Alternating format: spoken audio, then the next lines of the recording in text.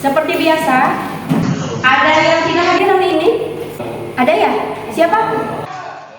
Nisa, terus Adisti, Safitri. Ya, Nisa, Adisti, Safitri, dan kebetulan itu ada beliau mereka ada di mana? Di pesantren ya. Kita doakan semoga mereka baik-baik saja, sehat seperti biasa ya. Kita berdoa dulu ya. Silakan Azka, pimpin Azka. Sebelum dimulai, mari kita membaca tasbih dahulu. Doa mulai.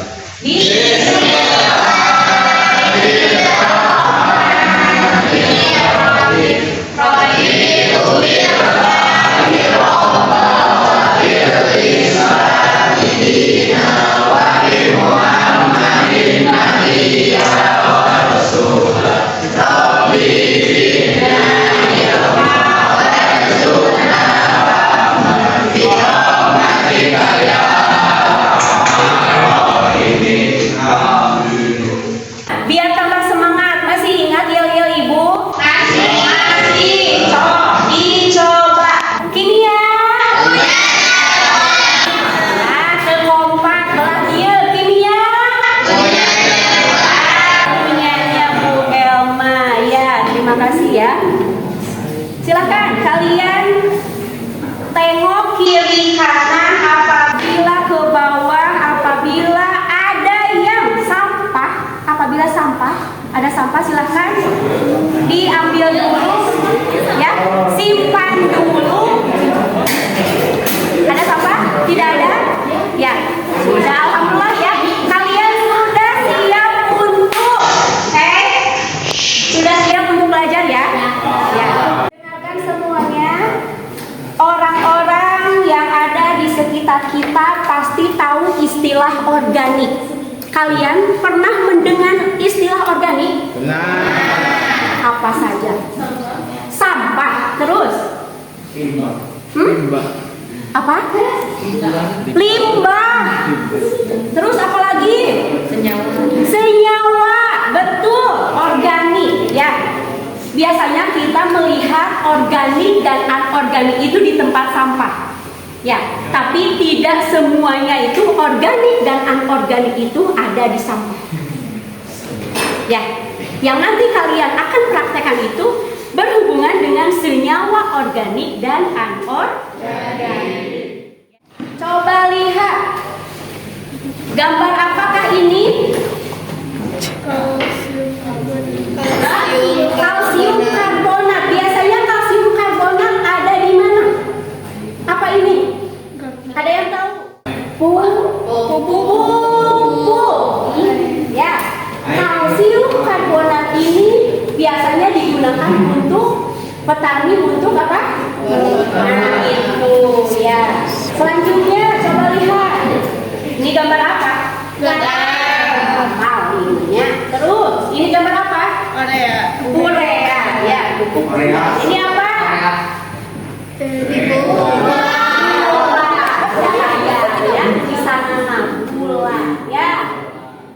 Pada pertemuan kali ini tujuan pembelajarannya itu yang pertama, coba bacakan oleh siapa? Saprian, bacakan dia. Satu, menjelaskan definisi senyawa hidrokarbon. Coba bacakan, Abdan. 2. Menjelaskan hasil identifikasi senyawa organik dan anorganik dengan benar. Dengan benar, ini berhubungan dengan materi HOTS ya, atau TPA. Yang ketiga, Ajis, bacakan Ajis. Menjelaskan perbedaan senyawa organik dan anorganik Dengan tepat. Yang keempat, Azka, bacakan Azka. Merancang percobaan identifikasi senyawa organik dan anorganik. Di lingkungan sekitar. Ya, yang kelima, bacakan Zahwa. Menimbulkan hasil percobaan identifikasi senyawa organik dan anorganik Iya, ya. Yang keenam, nanti kalian akan setiap kelompoknya akan mempresentasikan, dan terakhir nanti kalian akan menuliskan laporan dalam bentuk tulisan. Ya, nanti langkah-langkahnya Ibu akan bacakan nanti ya. Selanjutnya, nah ini untuk rancangan penilaiannya. Ada penilaian kognitif yaitu pre-test dan post-test ya. Ada penilaian afektif dari observasi dengan bernalar kritis dan ada penilaian psikomotor. Intinya nanti ini ada di presentasi. Yuk kerjakan, buka HP-nya, klik link dari Ibu. Untuk soalnya itu adalah uraian singkat ya. Uraian singkat. Coba kalian jawab sebisa mungkin, hanya ada 5 pertanyaan ya, ada 5 pertanyaan saja. Ke dalam Google Form-nya boleh di buku. Ya. Pre-test ini adalah pre-test awal ya, penilaian awal. Pokoknya kalau yang tidak bisa dibuka boleh di buku saja ya, manual saja tidak apa-apa. Hanya 7 menit saja.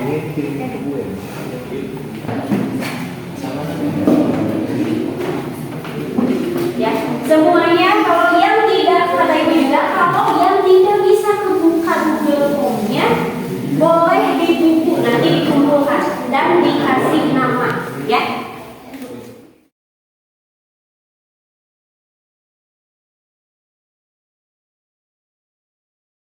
Udah semuanya belum? Belum? Dikasih 2 menit lagi. 2 menit lagi. Waktunya habis. Sudah stop. Coba lihat. Materi yang akan Ibu sampaikan untuk saat ini tentang identifikasi senyawa organik dan anorganik. Kenapa hidrokarbon? Ibu, hidrokarbon hubungannya dengan apa? Hubungannya dengan senyawa organik dan anorganik. Nah, lihat. Nah, apakah salah satu barang-barang di atas ada di rumahmu? Ada. Apa saja? Gas. Terus? Yang ada di rumah kalian apa saja? Ada tutup apa? Tutup saji. Ya, terus ada lantang juga. Bahasa kerennya cukil. Nah, ya, terus apa lagi? Teko. Ya. Unsur apakah yang terdapat dalam barang-barang tersebut? Ada yang tahu? Nanti ya, jawabannya nanti dipraktekkan sama kalian. Bagaimana reaksi pembentukannya? Apa itu senyawa hidrokarbon? Nah, nanti pertanyaan-pertanyaan di sini akan dijawab oleh kalian pas kalian presentasi. Yang pertama, Ibu akan menyampaikan tentang PBL. PBL itu problem based learning ya. Yang diantaranya kalian nanti praktikum dan berdiskusi untuk mencapai tujuan pembelajaran. Lihat di sini. Nah, gambar ini. Yang pertama ini gambar apa ini? Bola. Mereknya apa ini? PS. PS. Bukan PS, FS. Ya, ya itu. Ada apa ini di sini? Sayuran, dan ini tentunya garam. Nah, apa yang ada di benak kalian tentang gambar-gambar ini? Coba nanti tuliskan dalam LKPD yang Ibu berikan. Itu. Yang kedua, ini gambar naon? Das anu sabaraha kilo? Iya. Kilo. Ya. Yang ini apa ini? Ayo, bensin. Bensin itu ada apa aja?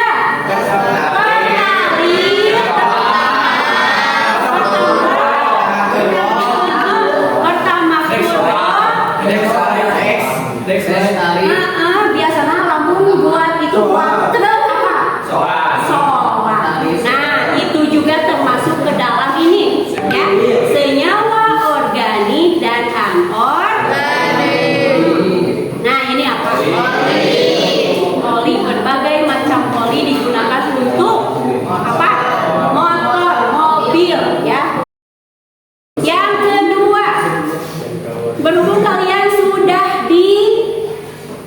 dikelompokkan ya, sudah ada di kelompok yang berbagai variasi.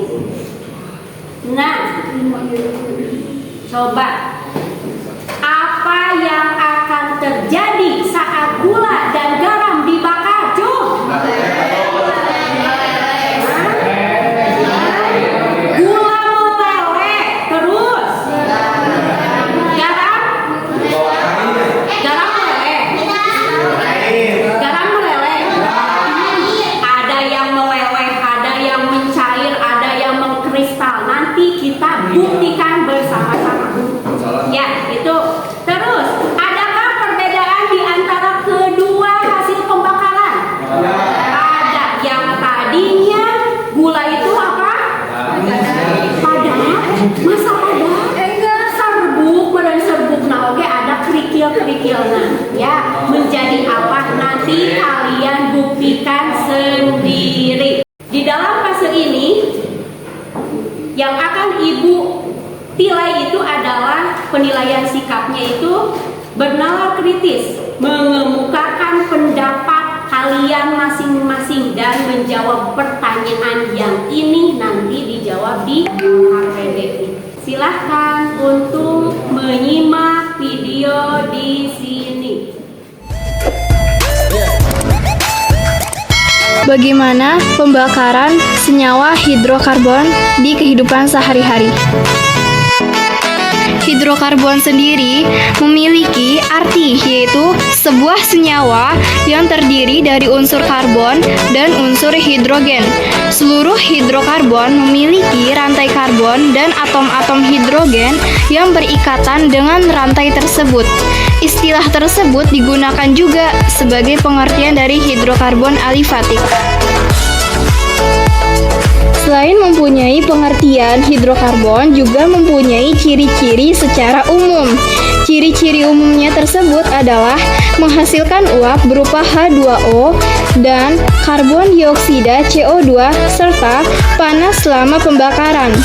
Oksigen diperlukan agar reaksi pembakaran dapat berlangsung. Berikut ini adalah contoh reaksi pembakaran metana.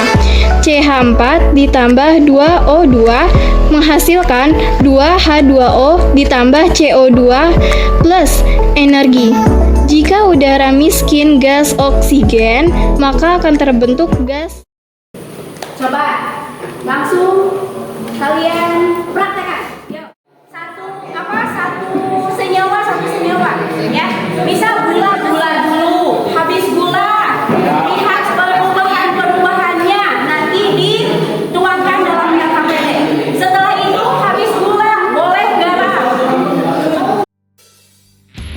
Kami siswa cendekia yang siap menjadi yang terbaik. One heart, one vision, to be number one. Itulah penyemangat kami. One heart, one vision, to be number one. Cendekia will always be the best.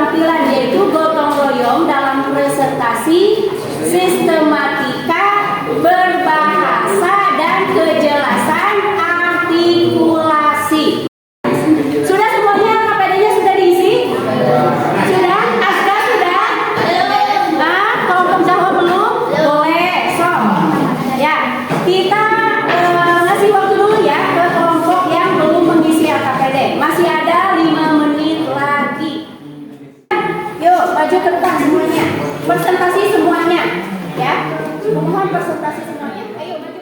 Praktikum yang kami lakukan, gula yang dipanaskan berubah mencair seperti karamel karena adanya unsur H di dalam gula. Warna pun berubah menjadi kecoklatan. Berubah mencair seperti karamel karena adanya unsur H di dalam gula. Dimulai dari langkah kerja yang akan dibacakan oleh saudara Farid. Analisis perubahan pada garam, gula, tepung. Kesimpulannya, gula menjadi sebuah lelehan berwarna coklat dan garam menjadi kristal setelah dibakar. Lalu terigu terjadi perubahan warna dari warna putih lembut menjadi putih kecoklatan setelah dibakar. Menuangkan gula ke dalam sendok, menuangkan gula, garam, terigu ke dalam sendok. Lalu Terigu jika dibakar akan Mula-mula serbuk, bentuk sesudah cair, terbentuk gas. Unsur yang gula dapat mencair ketika terkena panas, misalnya saat dipanaskan. Gula akan berubah menjadi cair. Garam dipanaskan akan mengalami kristalisasi.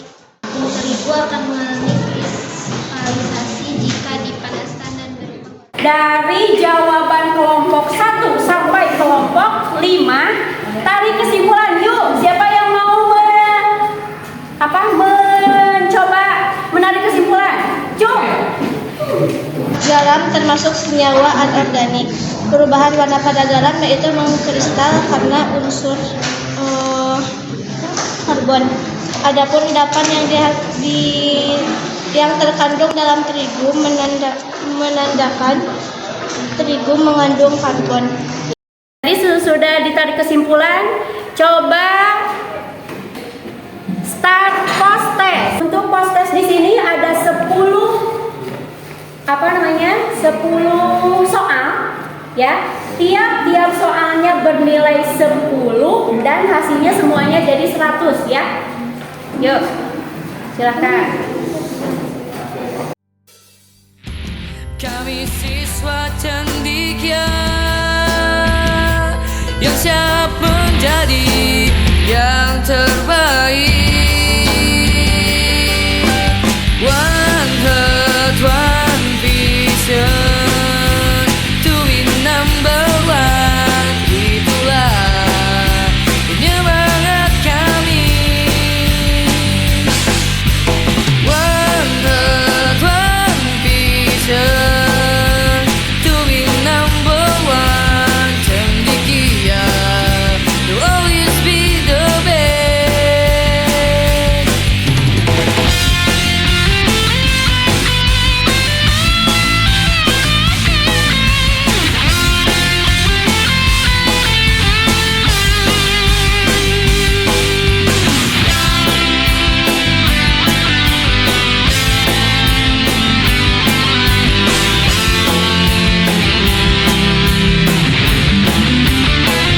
Coba lihat ke depan. Ini untuk tugas minggu depan ya. Bersama kelompok kalian rancanglah suatu percobaan. Tadi sudah dirancang. Buatlah laporan hasil praktikum yang kalian lakukan dengan format. Coba ditulis. Ada judulnya. Tulis ya. Ada judulnya. Ada tujuannya. Ya. Yang ketiga, dasar teorinya. Laporan paling lambat dikumpulkan sehari sebelum pertemuan selanjutnya. Berarti minggu depan. Ya, minggu depan hari Senin lagi kita bertemu hari Senin, berarti hari Sabtu sudah harus dikumpulkan. Nanti dicoba kembali di rumah masing-masing dan video itu diedit, boleh diunggah di media sosial ya, dan dikumpulkan di grup kita, di grup Pipas. Awas, jadi ada 2 tugas yang harus kalian kerjakan. Yang pertama laporannya, yang kedua videonya yang harus diunggah. Coba lihat senyawa organik yang tadi kalian simpulkan ya. Senyawa organik mengandung unsur karbon. Berarti betul ya? Betul jawaban kalian. Nah, senyawa hidrokarbon mengandung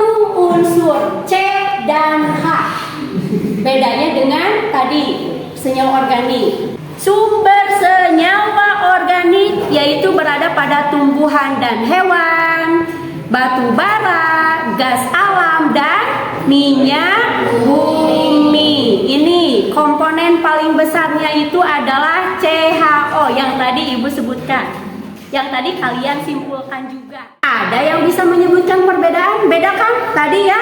Yang satu gula sama garam berbeda itunya, percobaannya. Nah ini senyawa organik itu atom karbon sebagai atom pusatnya, berarti si C yang menjadi pusatnya. Nah untuk senyawa anorganik itu atom selain karbon, berarti ada H ya itu. Nah untuk ikatannya yang minggu lalu ada ikatan kovalen nonpolar pada senyawa organik, dan senyawa anorganiknya itu ikatan ion. Contohnya apa yang tadi ikatan ion? Senyawa anorganik contohnya apa? Garam, pinter, NaCl, bukan garam saja tapi garam dapur ya. Garam dapur NaCl itu terbentuk adanya ikatan ion Na+ dan Cl- itu ya. Selanjutnya kurang reaktif kecuali pembakaran, betul ya tadi. Terus senyawa anorganik reaktif, mudah terbakar, betul tadi. Apa yang mudah terbakar? Gula ya itu. Terus yang tidak mudah terbakar jadi terurai, garam, betul ya. Larut dalam pelarut nonpolar dan organik. Kalau organik itu larut dalam pelarut polar dan anorganik. Titik cairnya rendah dan titik didihnya juga rendah, betul? Ya, untuk senyawa organik titik cair dan titik didihnya tinggi. Dan ini contoh-contohnya, ada gula yang tadi ya. Terus yang ini ada NaCl. Apakah pembelajaran hari ini menyenangkan? Menyenangkan. Karena senyawa naon organik dan mana termasuk ke dalam anorganik. Berarti kalian senang? Setelah mempelajari materi ini, apa yang kalian pahami tadi? Sok, cung, sahan pada ngajawab. Hah, Krisna, silakan Krisna. Kumaha cenah Krisna? Yang dapat dipahami adalah perbedaan antara senyawa organik dan anorganik. Terus, apa manfaat materi ini bagi kalian? Ada manfaatnya? Ada. Di antaranya tadi ya yang sudah disebutkan. Sip. Nah, dengarkan semuanya. Untuk pembelajaran berikutnya, ya, minggu depan berarti kalian mengumpulkan laporan dan video, dan nanti hari Seninnya akan belajar yang ini tentang senyawa hidrokarbon, mengenai alkana, alkena, dan Nah, intinya dari video ini ada gas metan yang termasuk ke dalam senyawa hidrokarbon, termasuk juga ke dalam alkana. Semangat dan terus belajar, terus berkarya untuk masa depan kalian. Sekian dan terima kasih ya. Alhamdulillahirobbilalamin. Dari awal sampai akhir ya, kita mempelajari tentang identifikasi senyawa organik dan anorganik. Tadi dari refleksi juga bisa apa manfaatnya, bisa membedakan. Terus jadi kalian tahu mana senyawa-senyawa yang terkandung ke dalam organik, mana yang anorganik. Itu sampai sini ada yang mau ditanyakan?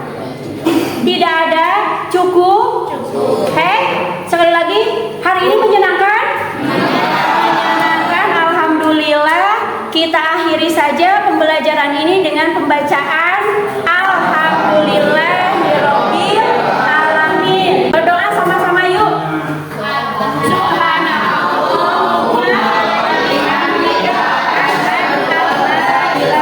Walhamdulillahirabbil alamin. Assalamualaikum warahmatullahi wabarakatuh.